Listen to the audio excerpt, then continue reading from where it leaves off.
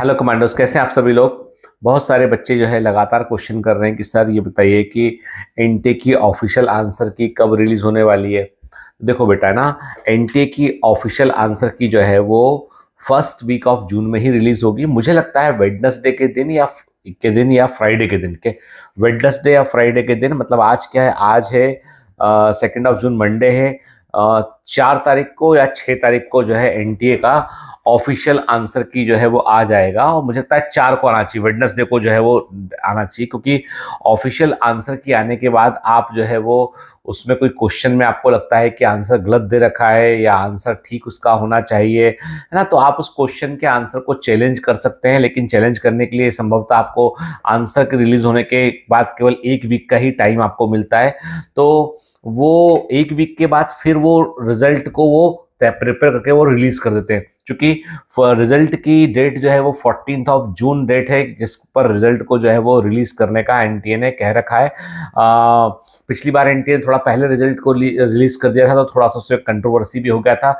और मुझे लगता है कि इस बार एनटीए ऐसी कोई गलती करना नहीं चाहता है। जो अपन ने पेपर में ही देख लिया है कि पेपर भी उसने अच्छा खासा बना के दिया है, तो एनटीए कोई गलती करना नहीं चाहता है कि कोई उस पर जो है ब्लेम किसी भी तरह का लगे। हाँ, जो एमपी में और अलग अलग कुछ कुछ हाई कोर्ट में जो जो पिटीशन लगी हुए हैं कि भाई यहाँ पे मिसमैनेजमेंट था, लाइट चली गई थी, तो वो इशू जो है वो डायरेक्टली एनटीए के अंदर नहीं आता है। वो बेसिकली क्या है, वहाँ का गवर्नमेंट स्कूल, उसके अरेंजमेंट, जो भी ऑर्गेनाइजिंग बॉडी थी उसके अंतर्गत आता है। तो इसलिए कोई भी हाई कोर्ट ने जो है वो रिजल्ट पर स्टे नहीं लगाया है। तो मतलब मध्य प्रदेश हाई कोर्ट की बात करें हम या दूसरे कोर्ट्स की बात करें, तो अभी तक हाई कोर्ट में के थ्रू द्वारा रिजल्ट पर कोई भी स्टे नहीं लगाया गया है। तो रिजल्ट तो टाइम पर आएगा, ठीक है ना।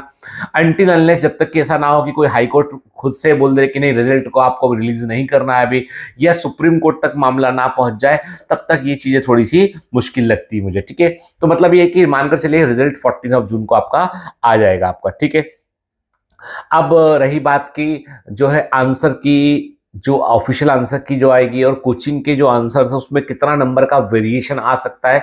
तो मेरे विचार में 2 क्वेश्चन या 3 को मैक्सिमम 2 क्वेश्चन, मतलब मेरे टीचर तो बोलते हैं 2 क्वेश्चन है, पर बाकी कई इंस्टीट्यूट कहते हैं 3 क्वेश्चन है या 4 क्वेश्चन ऐसे हैं जो कंट्रोवर्शियल हो सकते हैं। तो मान लेते हैं तो 10 नंबर, मुझे लगता है 10 नंबर से ऊपर का फर्क नहीं पड़ना चाहिए ऑफिशियल आंसर की में और जो इंस्टीट्यूट के आंसर उनके बीच में।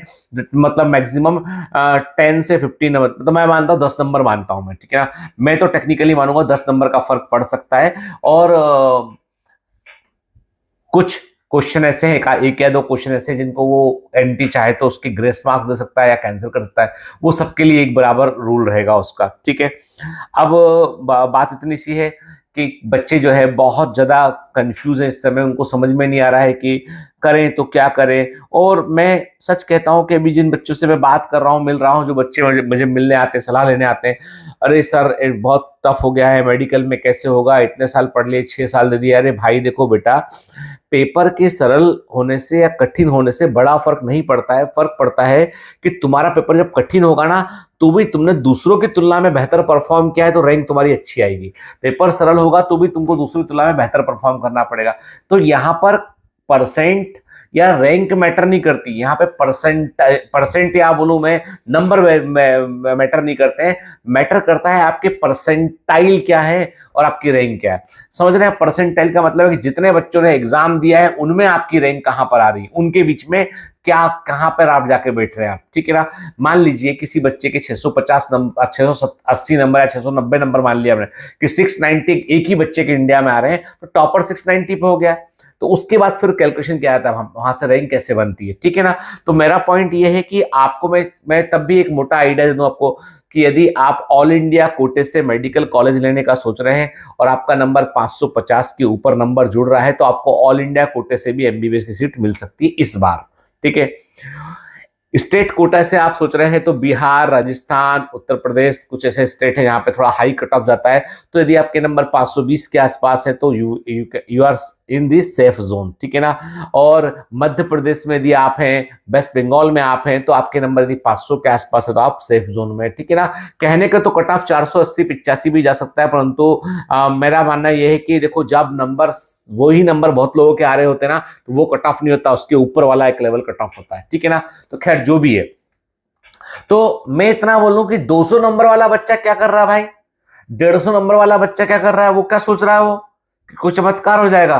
मतलब वो सोच क्या रहा है, पहली बार 12वीं एग्जाम दिया, 150 नंबर आ गए या 100 नंबर आ गए, तो अब तुम सोच क्या रहे हो, उठ के तुमको पढ़ना पड़ेगा बेटा। और एक भी दिन बर्बाद मत कीजिए आप, ठीक है, एक भी दिन बर्बाद नहीं करना है, आपको जुट जाना है। मैं ये नहीं बोलता हूं कि आपको बायोमेंटर से ही पढ़ना है या आपको किसी और कोचिंग से, जहां आपका मन करे वहां पढ़िए, पर पढ़िए जरूर बेटा, ठीक है।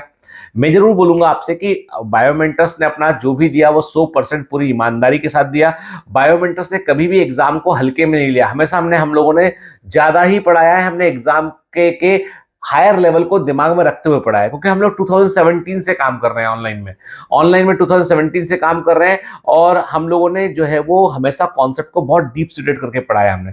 इसलिए आप देखो कि बायोलॉजी में पूरा 100% पेपर बायोमेंटर से आया हुआ अटके, केमिस्ट्री में आया हुआ अटके, मतलब हर जगह पे। मतलब कहने का मतलब ये है कि हम लोगों ने कभी कंप्रोमाइज नहीं किया, तो बायोमेंटर्स बेस्ट है, ये तो इसमें कोई दो राय नहीं है।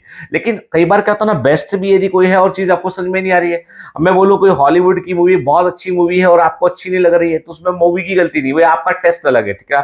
तो आप चाहे कहीं भी जाएं, लेकिन पढ़ाई शुरू कर दें आप, ठीक है। और जिन बच्चों ने लगता है कि सर उनको उनको देखो क्या होता है कि मैं सिंपल से, कई बच्चों लगता है कि सर मुझे फिजिक्स पढ़नी है उनसे, केमिस्ट्री पढ़नी है उनसे, बायो पढ़नी है आपसे, आ जाओ भैया, उसके लिए भी हमने बैच सेपरेट लॉन्च कर दिया, बायोलॉजी 360 बैच लॉन्च कर रखा है हमने, ठीक है। और अभी मैंने बहुत सारे बच्चों की रिक्वेस्ट थी, बहुत सारे बच्चों के लगातार मैसेज आ रहे हैं व्हाट्सएप पर, और जो है वो सपोर्ट टीम के पास आ रहा है। तो मैं क्लियर कर दूं आपको कि अभी जो आपका लॉयल्टी डिस्काउंट, जिसकी बात हम चल रही थी हमारी लॉयल्टी डिस्काउंट की, तो वो आपके बायोलॉजी 360 के अंदर ऑलरेडी इंक्लूडेड। बायोलॉजी 360 में जो है आपका फीस एक्चुअली 4,000 रुपए इस कोर्स की है, लेकिन इसको हम लोग जो है 2500 में इसमें एडमिशन दे रहे हैं, तो 1500 रुपए हमने ऑलरेडी सब बच्चों के लिए लॉयल्टी डिस्काउंट कम कर रखा है, क्योंकि जो बच्चा जान रहा है हमको वही तो एडमिशन ले रहा है, ठीक है, वो सबके लिए कर रखा है। और ये आपका जो है बायोलॉजी के लिए आपका जो डिस्काउंटेड रेट है, वो मैं मानकर चल रहा हूं कि मैं आप लोगों की रिक्वेस्ट पर मैं उसको जो है वो 10 जून तक एक्सटेंड कर रहा हूं, उसको मैं 10th ऑफ जून तक मैं एक्सटेंड कर रहा हूं। 10 जून के बाद ही हम उसकी फीस जो है वो रिव्यू करेंगे, और फिर फीस बढ़ जाएगी, फिर आपकी फीस 10th जून के बाद आपकी फीस बढ़ जाएगी बेटा बायोलॉजी वाले बैच में, ठीक है ना। और टारगेट बैच जो है उसमें ऑलरेडी चूंकि क्रैश कोर्स भी इंक्लूडेड है उसके अंदर, और उसका लॉयल्टी डिस्काउंट जो है वो 31 ऑफ मई को जो है वो पूरा हो चुका है, ठीक है। और चूंकि बहुत लंबा समय दिया गया था ऑलरेडी बेटा उसके लिए के, तब भी यदि आपको लगता है कि आप सपोर्ट टीम से रिक्वेस्ट कर देख सकते हैं कि यदि वो उनकी मर्जी पे, उनको लगता है कि आप मतलब दे हैव द कोटा की, उनके पास जितनी सीटें चाहिए उतनी सीटों में कुछ बची हुई है डिस्काउंटेड सीट, तो वो शायद आपको मिल सकती है। परंतु मैं अपनी ओर से कुछ नहीं कह सकता हूँ, that is the decision with कि वो टीम डिसाइड करेगी कितनी उनके पास में वो सीटें, क्योंकि हर कैटेगरी है कि इतनी सीटें डिस्काउंटेड, इतनी सीटें फुल फी पे है, क्योंकि इंस्टीट्यूट भी चलाना होता है बेटा हम लोग को, है ना। मतलब ऐसे थोड़ी ना कर पाएंगे, इंस्टीट्यूट भी चलाना होता है हम लोग को। फिर रही बात की जो जितने बच्चे जिनके नंबर, मैं कहता हूं जिनके नंबर 500 या उसके ऊपर नंबर है, वो थोड़ा चेन से बैठ जाए, रिजल्ट तक वेट कर लें, ठीक है। 450 के ऊपर नंबर है तो भाई देखो ऐसा है कि 450 से 480 के पीछे तो कुछ ना कुछ तो मिल ही जाएगा, तो तुमको ये सोचना पड़ेगा कि तुम्हें वो करना है कि ये करना है, एमबीबीएस करना है कि कुछ और करना है। और कोई भी पैथी बुरी नहीं है बेटा, लेकिन ये कि तुम्हारा मन क्या है, तुम्हारा अंदर से इच्छा क्या है, तुम क्या करना चाहते हो। और केवल इच्छा से काम नहीं चलेगा ना, थोड़ा एफर्ट एक्स्ट्रा भी करना पड़ेगा, तब तो जो है वो आपका काम होगा बेटा, ठीक है। तो अभी चिंता मत करो, आंसर की 2-4 दिन में आ ही जाएगी बेटा, ठीक है, रिजल्ट भी आपका आ जाएगा। लेकिन आपने अपने नंबर जोड़ लिए तो बहुत कुछ बदलेगा नहीं। जिनकी रैंक अच्छी, ऊपर अच्छे नंबर आ रहे हैं 500 ऊपर, वो टेंशन ले समझ आती बात कि 500 है 510 है, वो टेंशन ले समझ आती है।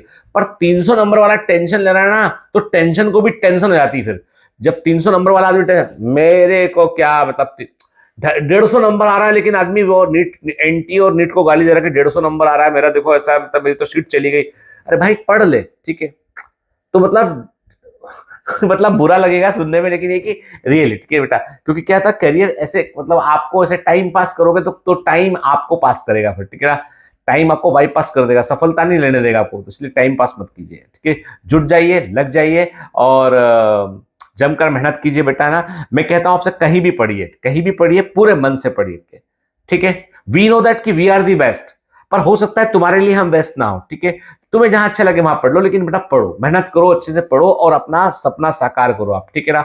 बाकी हम लोग तो है ही ना, आपको जैसे बायोमेंटर्स की टीम हमेशा आपके साथ है। All the best.